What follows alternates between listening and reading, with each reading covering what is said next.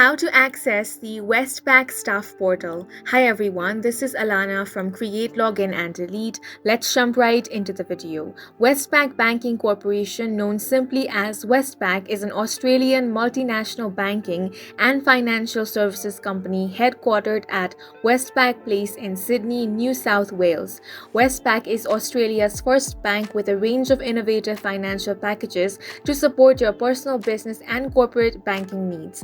If you are the employee of Westpac and you want to log into your account, you simply want to open up any web browser and search for Westpac Employee Login. Then click on this option of Careers at Westpac Group. Here you will have to enter your username, which is AU plus salary number without any spaces. Then you want to enter your password. After entering both the details, click on the Login option.